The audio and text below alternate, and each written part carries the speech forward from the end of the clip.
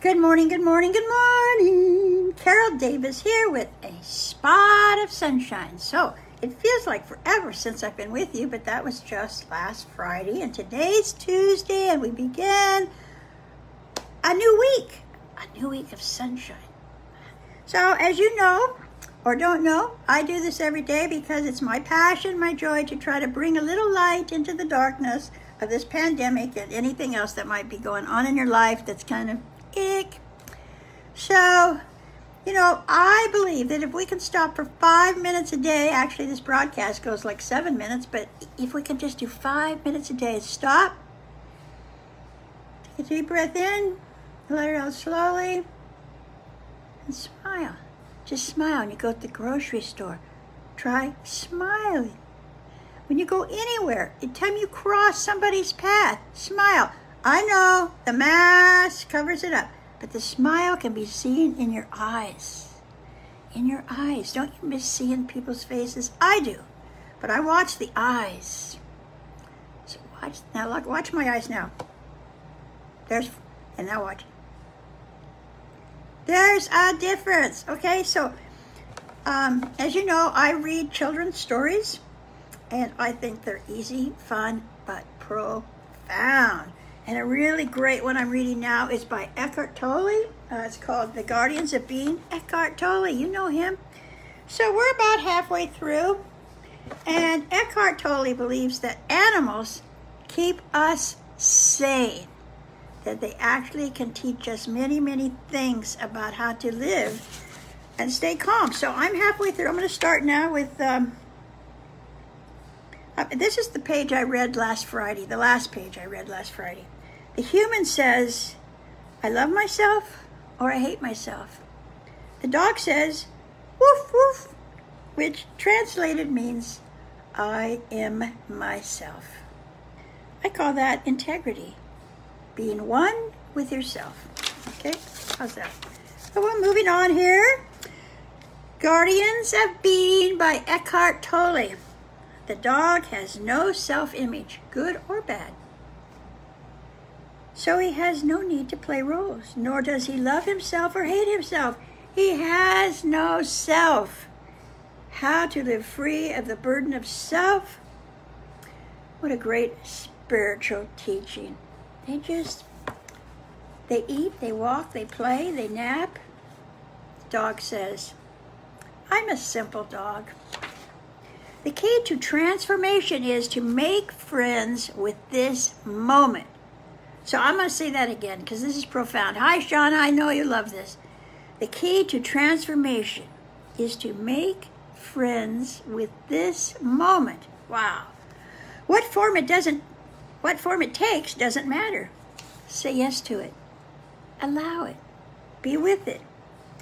Oh, that was the dog's teaching. I'm just translating it into words. Dogs always know what time it is. It's right now. You think we should go, these are cartoons I'm reading. You think we should go for a walk? The dog says, arf! The master says, okay. And they're just pages and pages of walking. Allow your dog to take you for a walk every day. It's good for the body, it's good for the soul. And the master says to the dog, you're full of good ideas, aren't you, Earl? Earl says, arf! Dogs emanate a goodness that people respond to.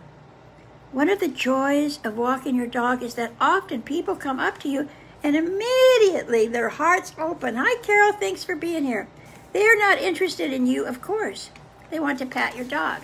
I'm reading The Guardians of Being by Eckhart Tolle. And it's all the stuff that dogs teach us and how they keep us sane. Dogs offer the precious opportunity, even to people who are trapped in their egos, of loving and being loved unconditionally. They have been with humans for thousands of years now. There is a link between dogs and humans, much closer than it ever has been. And I'm going to say something that's not here. I think dogs and cats are smarter than us. They don't even have to ask for dinner. They just get fed. They get what?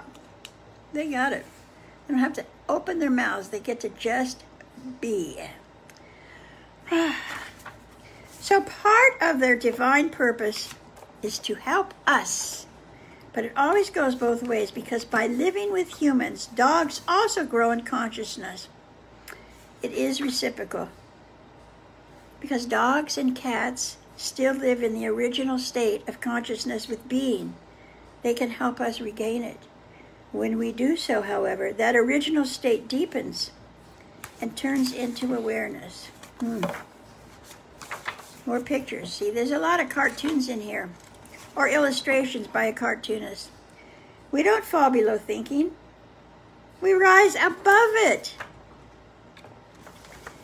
Nature will teach you to be still if you don't impose on it a stream of thoughts. Hello, that's a hard one, right? A very deep meeting takes place when you perceive nature in that way, without naming things. Cartoon illustration here. Sitting quietly doing nothing. Spring comes and the grass grows by itself. That's a Zen proverb, illustrated by Mutt. You know the cartoon Mutt? When you don't cover up the world with words and labels, a sense of miraculous returns to your life that was lost a long time ago in humanity. Instead of using thought, became possessed by thought. Ooh, this is heavy, huh? A depth returns to your life. Things regain their newness, their freshness. What is it that so many people find enchanting in animals? Their essence, their being, is not covered up by the mind as it is in most humans. And whenever you feel that essence in another, you also feel it in yourself. Terry Fryer, hi. Every being is a spark of the divine, or God. Look into the eyes of the dog and sense that innermost core.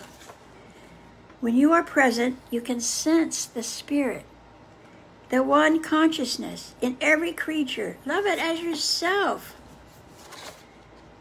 Love this book. Thank you, Eckhart told me. Love is a deep empathy with the other's beingness. You recognize yourself, your essence, in the other.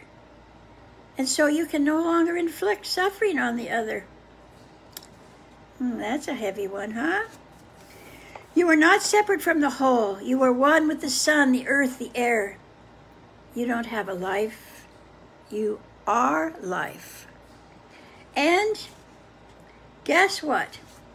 We'll finish probably tomorrow because our 7 minutes is up. Oh, I love this. I could just read. I could read all day. I love this. Again, it was The Guardians of Being by Eckhart Tolle. And we'll be here tomorrow at 10 a.m. Tell your friends. Spread the smiles. You can post and repost this. You can go to my YouTube page, ChangelessChange YouTube, and see all of these broadcasts. Today is number 69, I think. Thank you so much for being here. Namaste. Have a beautiful day. Bye.